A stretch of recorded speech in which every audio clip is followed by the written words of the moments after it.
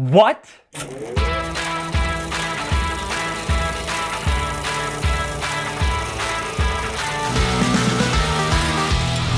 The Walking Dead mid-season finale of Season 8, which is Episode 8, was directed by Michael E Satrazemis, and it aired Sunday night. Unfortunately, I didn't get a chance to watch it because it was a pretty long episode and we gotta wake up really early on weekdays. So I was able to watch it last night, Monday night, so let's get into this video. I'm gonna give you my thoughts on the episode overall, maybe some Easter eggs that I might have found, and some predictions for the future of the show. And of course, a spoiler alert, if you have not seen this episode, definitely go watch it, and there are potential spoilers in my predictions for the rest of this show, and especially this season. This episode takes off right where the last one left off, with Rick looking out over the sanctuary and seeing that all the walkers are gone. And him and the heapsters, the trash people, they go kind of to investigate it, and the saviors just start shooting at them. No one gets hit, to my knowledge. And Rick takes cover, and Carol and a few others come back to save the day and rescue Rick, and they start driving off. And like, Rick is still just in shock that everything that he planned on just went south.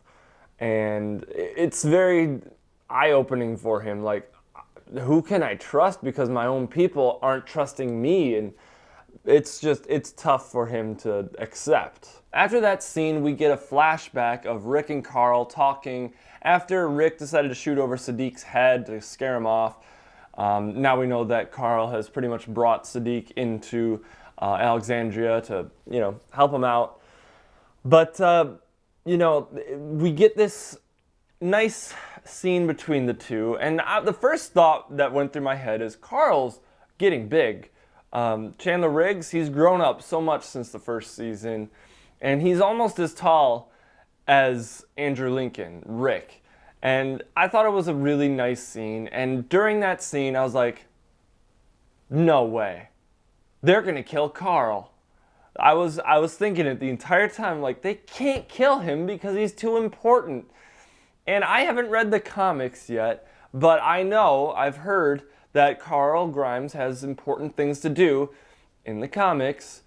So if they kill him off, what's gonna happen? And during that scene, Carl pretty much lectures Rick about how it's gotta be, and he actually says the title name, How It's Gotta Be, of the episode.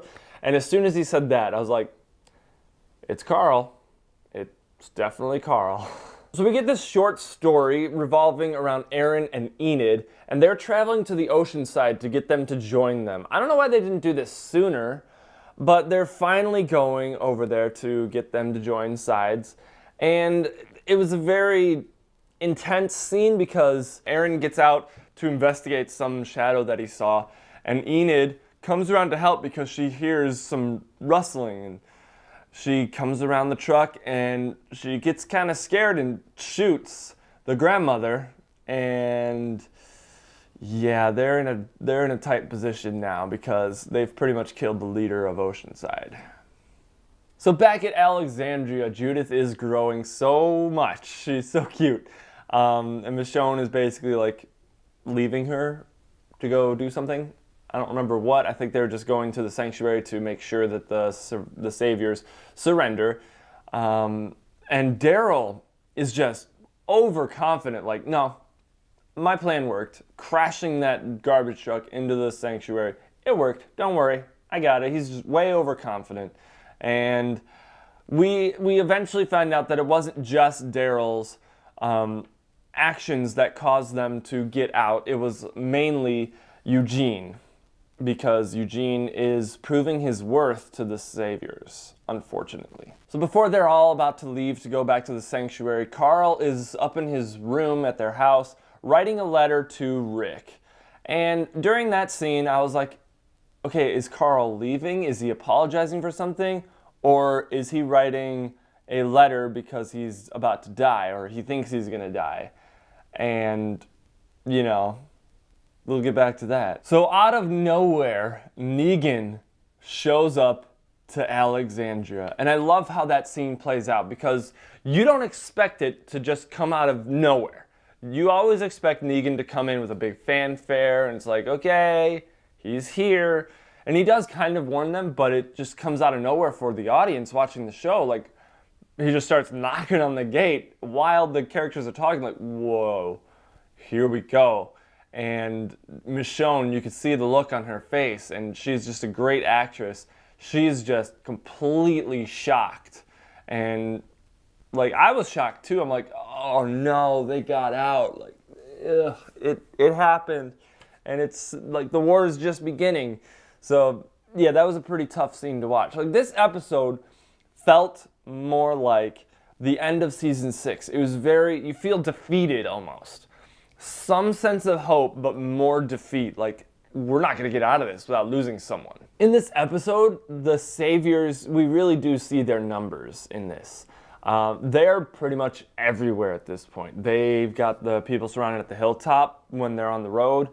They go to the kingdom and overtake it. They go to Alexandria and attack it. Like, they are everywhere. And there's still some Saviors back at the sanctuary, apparently. So they didn't do enough damage in the early stages of this war. And the whole scene with Maggie and Jesus, when the Saviors surround them in the cars, like, that was a very intense scene. I enjoyed it in the sense that I was stressed out the entire time. Like, I was like, oh my gosh, you kill them, kill Simon, he's an evil dude. You know, I think they're basically trying to show us as the audience, like, the Saviors are pretty much beyond redemption. You can't save some of them. And I think a few of them, they might try to, but for the most part, it's like, we're basically being shown, like, no, our groups have to just wipe them all out. You know, Maggie was right, Tara was right, Morgan was right, Jesus was wrong, Daryl's right. Like, they all just need to die, pretty much. So one of the best scenes in this episode was the scene between Carl and Negan. What an incredible scene, because Negan's like counting down, ready to just start attacking and blowing stuff up. And Carl comes up, he's like, Rick's not home. I love how he says that, like, he's not home. And he starts talking to Negan, like, Negan's trying to get under Carl's skin. It's kind of working, but Carl, he holds a trump card. He's like, is this really who you wanted to be? Like, he owns Negan at that moment. Like, Negan, you can see, like, he realizes that there is still some semblance of the old Negan somewhere in there before all this stuff happened that hopefully we will see eventually. And the fact that Carl was willing to die, again, just hinted at what happens later on in the episode, which, again, I kept saying, I'm like, Carl is going to die. Carl's going to die. There's no way they're going to save him at this point. Like, I had already known that, you know, Chandler Riggs kind of was thinking at least, about going off to college and quitting The Walking Dead.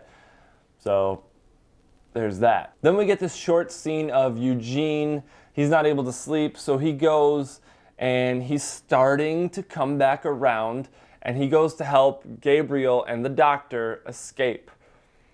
So Eugene he's coming back around. They're working on redeeming him, but I'm still frustrated with him. But I really hope that he stays behind, which looks like he is.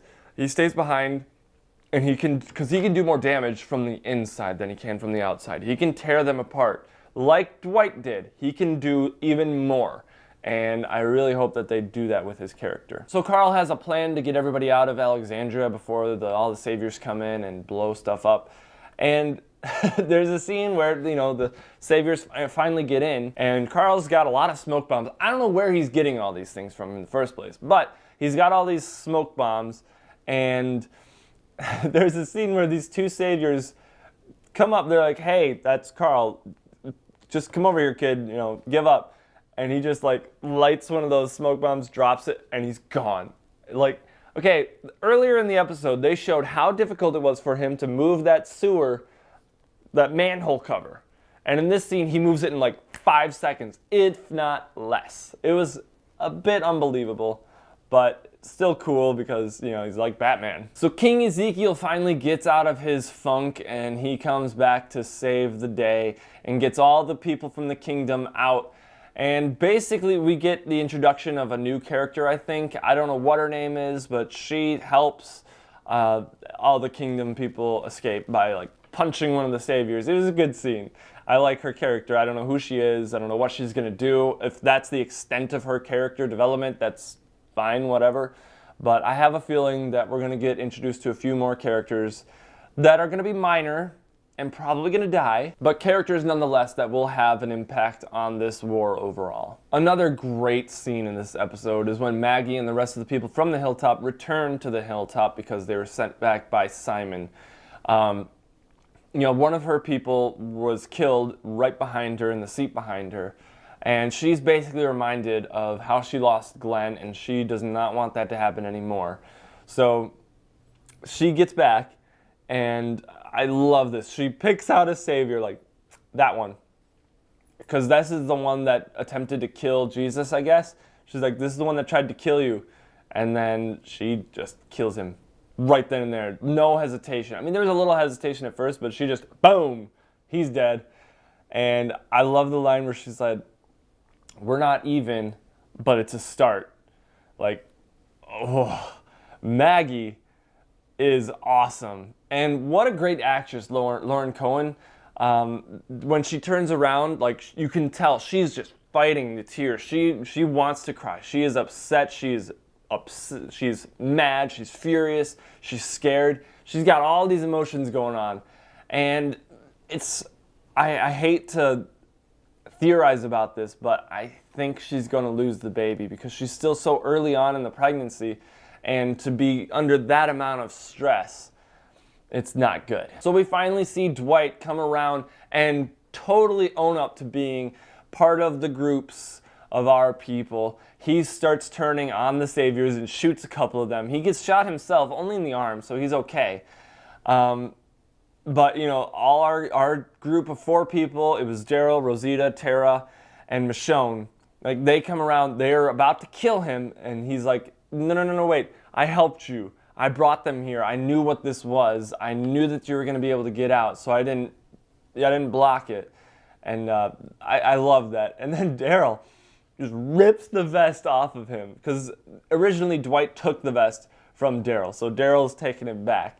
So Daryl's got his vest back, and he's coming back around to being Daryl again. You know, he was pretty depressed the last couple episodes. So hopefully we get the real Daryl back, and, you know, him and Rick just go together and start wiping saviors out. I hope so. So Morgan comes back for a couple seconds in this episode, just as King Ezekiel closes the gate, and, you know, you hear the saviors talking to him. I don't know what Morgan's doing. I don't know if this is the last time we're going to see him. I hope not. I hope we get a actual farewell for the character, whether he dies or he just leaves. I don't know where the Fear the Walking Dead is. I haven't watched that season, the latest season yet. But I don't know where they're going to introduce his character, how they're going to introduce his character, if his character is going to survive more than one episode. He better.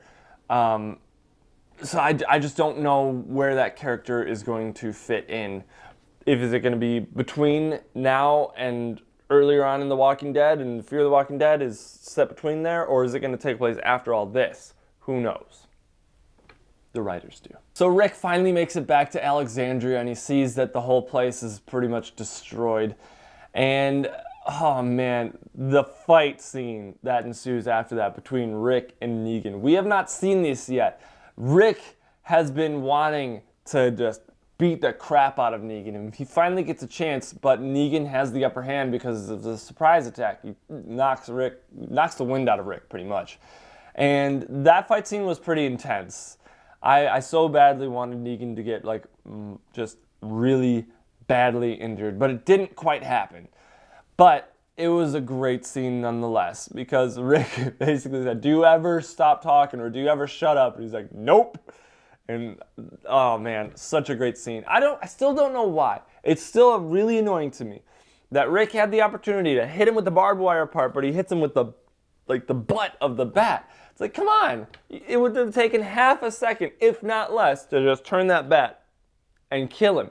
Or at least really do some damage. And Rick goes for his gun. He gets knocked out of the window by Negan. And it's very reminiscent of season 6 where he had that fight against that one guy that he had a crush on his wife for. I don't remember the guy's name. And I actually don't remember the wife's name. It's been a couple seasons. But it was very reminiscent of that because he gets kicked out of the window. And it drives me nuts because Rick, he has his gun. All he had to do, stand up, shoot Negan right then and there. He was standing right there. He doesn't. He just runs away.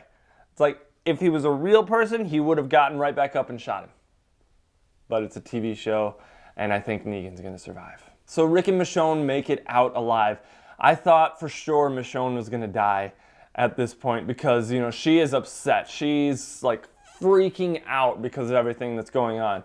And she just starts just destroying this savior and just chopping him up into little pieces. That was pretty awesome. I kind of wish that we got to see it because they've been kind of hesitant with showing more gore lately.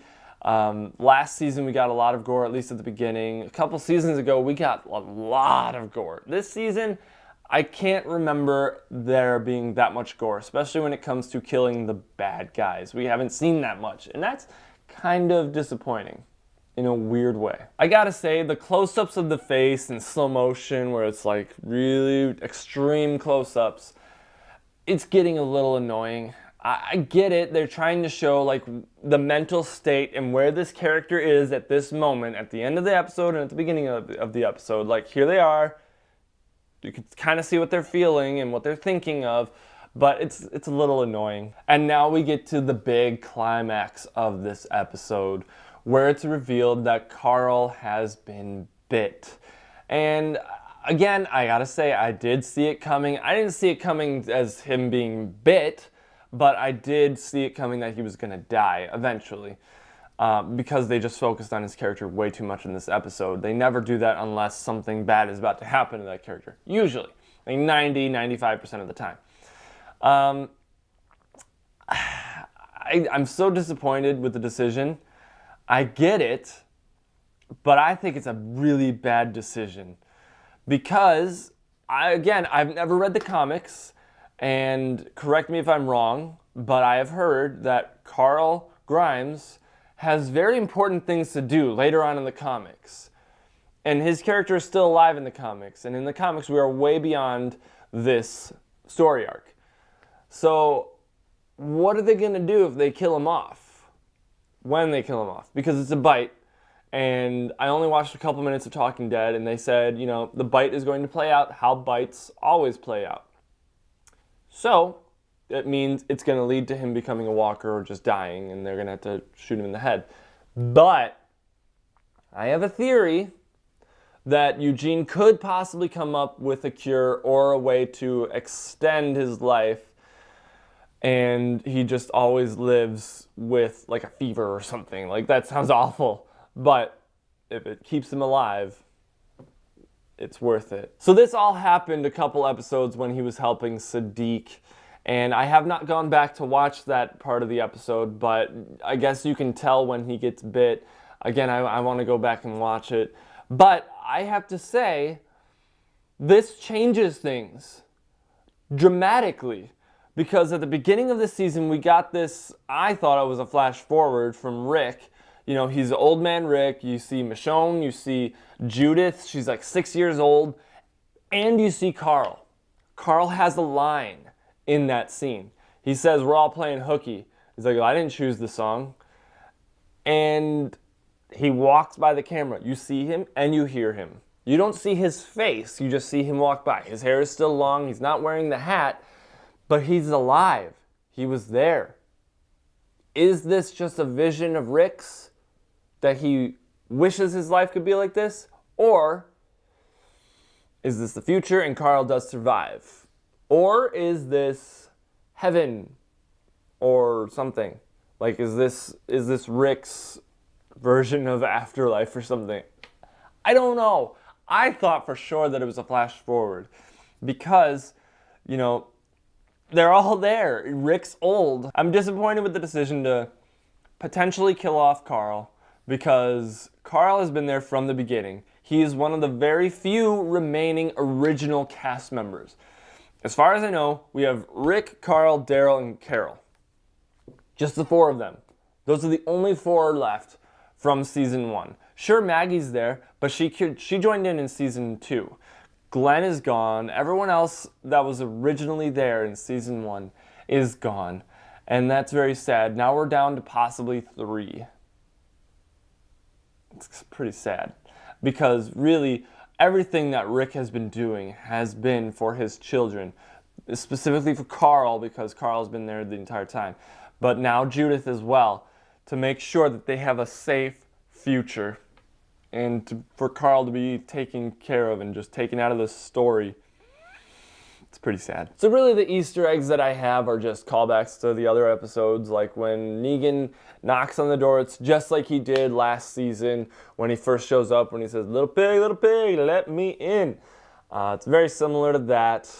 And then they bring the coffin back in. There's just a box with holes in it for someone to be put in, for Maggie to choose who's going to die. And they basically say, like, there's holes in there so they won't suffocate. Because the Saviors are still under the impression that Sasha suffocated to death and that Eugene did not help her die. So, you know, Eugene is still covered, but I still just really hope that Eugene comes back around and starts doing some major damage from the inside instead of helping the Saviors. So predictions for the future of this show. It's hard to say because they just killed off a major character, and I gotta be honest, this is probably the biggest character death of all time in this show. Glenn was huge, yes. At the time, that was the biggest death. But now that Carl's dying, this is the biggest, most shocking death that we have seen in this show, because again, it's Carl Grimes. He is like the second main character. That's how I see him. He was the second main character. He was basically the second in charge. If Rick died, you know, Carl would pretty much take over, unless Daryl would take over. But Carl's basically of age now, so he could potentially just take charge. You know, he's basically the son of the leader. So, I mean, he is the son of the leader. So, it's, I don't know. I still disagree with the decision to kill him off. And they've pretty much confirmed that he's dead. Chandler Riggs, the producers, even Chandler Riggs' parents are upset that his character is dead. I don't agree with the decision. I just don't agree with it. But overall, I did really enjoy this episode. It was a very stressful episode. It kind of brings us back to the end of season 6, where you just feel defeat the entire episode. But there is that sense of hope sprinkled within there. You know, everyone's going to come back to the hilltop for the final confrontation almost. There is still fire in everybody. Everybody still wants to fight back. You know, no one's giving up. But they need to be tactful about it. They need to think about it before they just act. And I really want Rick and Michonne together, and with Daryl, just at least them 3, to just start going crazy on the Saviors, just killing them left and right. That would be such great fan service after killing off such a good character that could have been much better had they kept him along. But overall, I did still really enjoy this episode, and I gotta give this episode of The Walking Dead an A-. I do appreciate the twist, but I don't agree with the decision, and that is my really biggest negative of the episode. But overall, it was still a good episode. You definitely hate the Saviors. You just want them to all just die, especially Negan, but unfortunately I don't think he's gonna die very soon. So what did you guys think of this episode? Did you like it, love it, or hate it? Let me know in the comments below. What did you think of that huge reveal at the end of the episode with Carl being bit? What do you think is gonna happen? How long do you think he's gonna last? I think he's gonna last 1 episode unless they discover some kind of cure or that Carl is immune somehow. I don't think he will be, but let me know in the comments below how you think this is all going to play out and what you think could happen now in The Walking Dead, without spoiling anything from the comics, really, because I haven't read the comics, and there might be some people that watch these videos that don't watch or don't read the comics and don't want to have the whole thing spoiled for them. So yeah, let's just keep it somewhat spoiler free in the comments. But if you like this video, be sure to give it a big old thumbs up, subscribe to the channel, and make sure you hit that bell icon next to the subscribe button so you can be notified when we upload new content. And definitely check out our Patreon page where you can support us to get early access to videos and possibly be in a future video with yours truly. And as always, thank you so much for watching, and I will see you in the next video.